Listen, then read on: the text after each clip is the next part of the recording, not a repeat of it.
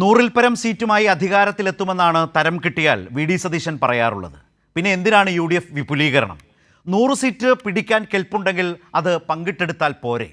മുന്നണിയിലേക്ക് ആളുകൾ എത്തുന്നത് പ്രതിപക്ഷ നേതാവ് വിസ്മയം പോലെ സ്വപ്നം കാണുന്നത് എന്തുകൊണ്ടാണ്?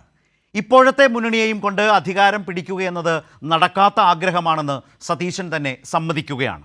മുന്നണിയിലേക്കുള്ള ക്ഷണം ജോസ് കെ മാണി ആവർത്തിച്ച് നിരസിച്ചു. എന്നിട്ടും പിന്നാലെ നടക്കുന്നത് പി.ജെ. ജോസഫും കൂട്ടരും പോരാ എന്ന തോന്നൽ കലശലായി ഉള്ളതുകൊണ്ടല്ലേ? മറ്റു പാർട്ടിക്കാരുടെ പിറകെയുള്ള നടത്തം മുന്നണിയുടെ വിശ്വാസ്യത നഷ്ടപ്പെടുത്തുമെന്ന് മോൻസ് ജോസഫിന് പരസ്യമായി പറയേണ്ടി വരുന്നു. കേട്ടുപരിചയം പോലുമില്ലാത്ത നേതാക്കളെയും പാർട്ടികളെയും വരെ ഒപ്പം കൂട്ടുന്നതാണ് പ്രതിപക്ഷ നേതാവിൻ്റെ മറ്റൊരു വിസ്മയം.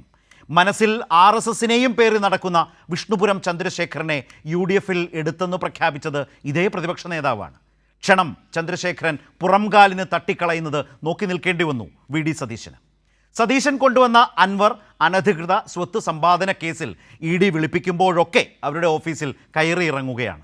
ഉമ്മൻചാണ്ടി ഭരണകാലത്ത് നെയ്യാറ്റിൻകരക്കാരൻ ശെൽവരാജിനെ കോൺഗ്രസ്സുകാരനാക്കിയ ആ ഒടിവിദ്യ കാലുമാറ്റ രാഷ്ട്രീയത്തിൻ്റെ ജീർണമുഖത്തെ വെളിവാക്കിയെങ്കിൽ അതുപോലെയൊന്ന് ഇന്നും കണ്ടു.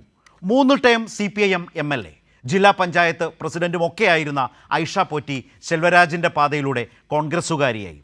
പാർലമെൻ്ററി ജീവിതമില്ലാതെ എന്ത് രാഷ്ട്രീയ പ്രവർത്തനമെന്നാണ് ഐഷ പോറ്റി സ്വയം വെളിവാക്കുന്നത്. 2 ടേം പൂർത്തിയായവർ മാറി നിൽക്കണമെന്ന CPIM തീരുമാനത്തോടെയാണ് ഐഷ പോറ്റി കൊട്ടാരക്കര MLA അല്ലാതായത്. അതോടെ ഐഷ പോറ്റിക്ക് CPIMനോട് വിരക്തിയായി. ഒടുവിൽ വി.ഡി. സതീശൻ്റെ വിസ്മയത്തുമ്പത്ത് ചേക്കേറി കോൺഗ്രസ്സുകാരിയായി.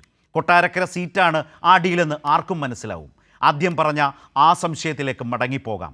100-ൽ പരം സീറ്റുമായി UDF അധികാരത്തിലെത്തുമെന്ന് പറയുന്ന വി.ഡി. സതീശൻ പറയണം. പിന്നെ എന്തിന് ഈ ചാക്കിട്ടുപിടുത്തം? ഉള്ളിലെ അങ്കലാപ്പ് വെളിവാകുന്നു.